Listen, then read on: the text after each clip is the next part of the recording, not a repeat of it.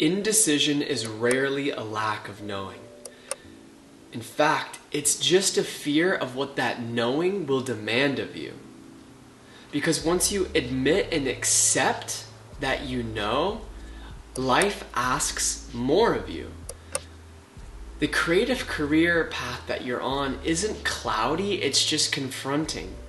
It's going to walk you up to your current edge and ask, are you willing to meet your edge with an open heart, to love it, to look it square in the eyes, to dance with it? If not, you're going to stay stuck, your mind's going to fill up with information it doesn't need, and you're going to stay separate from the life that you crave. And I don't want you to stay separate from the life that you crave. I want you to step into it boldly now. So what if you do know, you're just terrified of what it means to actually choose what you want, right? Because what the fuck do you actually want? So in this video, I want to help you get keen on asking that question, talk about the myth of indecision, what you're actually afraid of, and we'll dive into the wisdom beneath fear and how to reclaim your truth without forcing it, because let's be honest, nothing worthwhile is cultivated from force.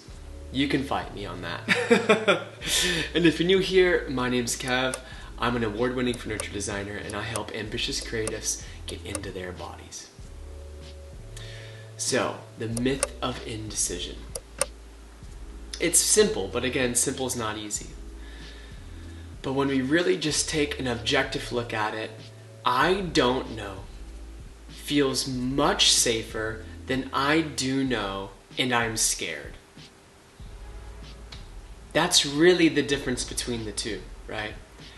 Indecision buys us time, it protects our self-image, it delays potential consequences, but it also delays your freedom and potential reward, expansion, connection, everything. You can't limit your quote, let's use the analogy of sorrow. You can't limit sorrow and sadness without having a corresponding impact on limiting joy. You have to be open to everything in order to expand. So you're delaying the things that you want by delaying the potential risks and vulnerability that indecision evokes, or decisiveness evokes, rather. Because when we're indecisive, we're hiding. We can loop, we can get more foggy and confused, and we don't have to confront the truth of the edge that we are walking towards. All of that might sound safe and fine and dandy, but it's crushing your soul. Crushes my soul. I hate feeling indecisive. And now, look, indecision is a product of being frozen in your nervous system, so it's so much more deep and nuanced. And if you want help to facilitate what it's like in your own pace to sort of de-thaw, I invite you to check out the Embodied Creator Toolkit. It's a fun series of experiments that you can run to get into your body and start to feel again, which is going to help you make decisions, because decisions are all about connecting to your emotions. I can talk your ear off about that. Check out the training. But your indecision really isn't a flaw. It was a brilliant shield, but now it's limiting you, because you're not here to be safe. You're here to be seen. You're here to be fully expressed, right? So what is it that you're actually afraid of? I can speak to myself. The grief of outgrowing old identities was huge.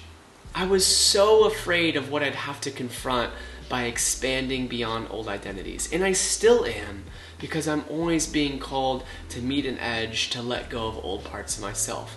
Right now, I mean, I could talk for 20 minutes about what I'm being asked to let go of that I desperately don't want to let go of, but I'm letting go of.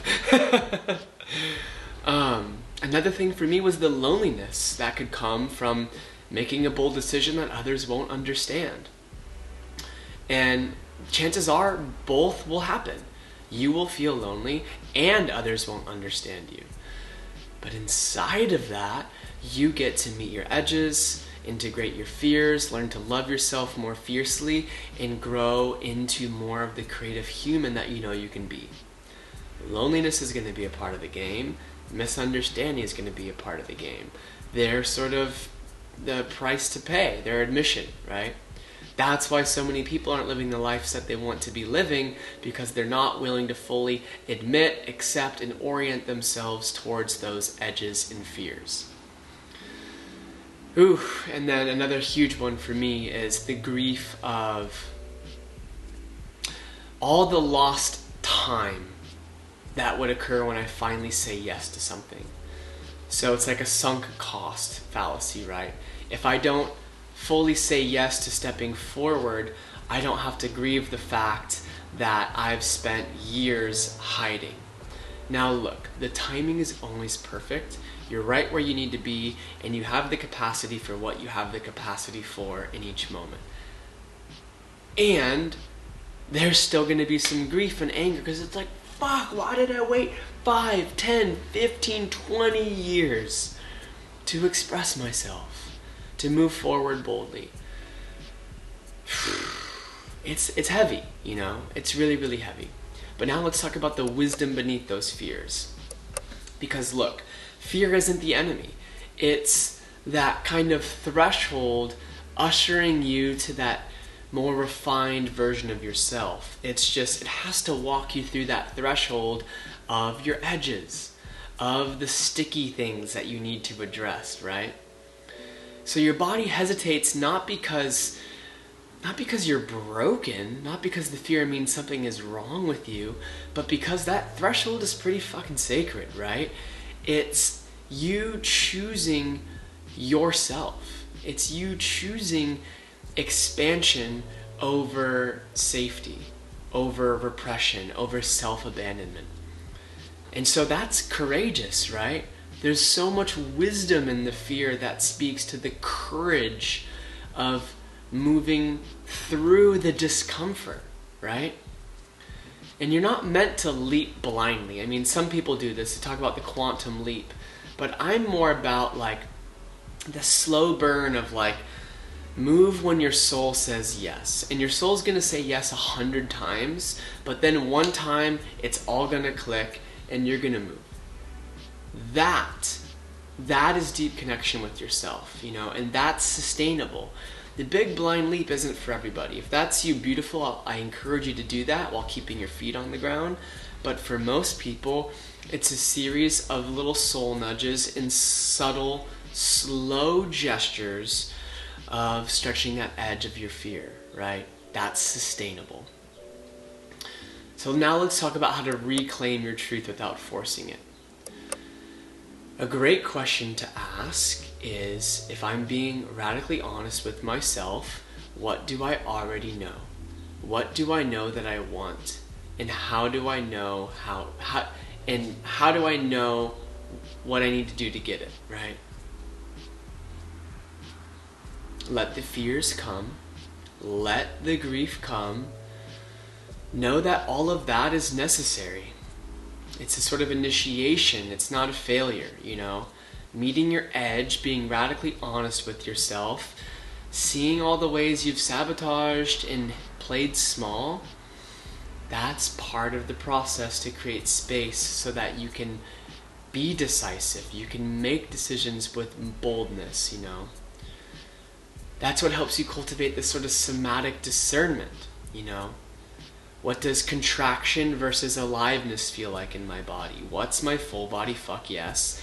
What's my hell no? Honor those, connect to your body, and learn to move, you know? Learn to move. And know that people don't want to hear this, but every decision you make has a cost. I'm sorry. Every time you move forward, there is a cost. It's not bad, it's just you'll likely have to let part of you behind. Shed, let go, die. But you know what has an even greater cost is self-abandonment. Self-abandonment has the most detrimental cost. And I would rather y'all move forward boldly with a little bit of uncertainty but connection to yourself than to self-abandon and move in the directions that everyone else tells you to go. That's just frank, bold. That's what's going to help you create more of the life that you want. I'm sorry, you don't want to hear it, but you need to hear it, because it's what I need to hear. Not speaking to you, I'm speaking to myself through this camera, and hopefully it impacts you. So look, you have a sacred choice, right? You're not to blame for how you've been indecisive. You've been stuck. Your nervous system's been stuck in freeze. Go watch plenty of my other videos on nervous system safety and all that. But now you have a choice. Do you want to step into your power or postpone it? It's that binary, right? And if you're ready to step into your power, I invite you to check out the Embodied Creator Toolkit. It's a powerful resource to get connected to yourself and make great decisions from your gut, and so much more. But thank you all for being here. If you found value in this, please let me know in the comments. Subscribe if you haven't, and looking forward to experiencing more of y'all soon. Yeehaw. Ciao.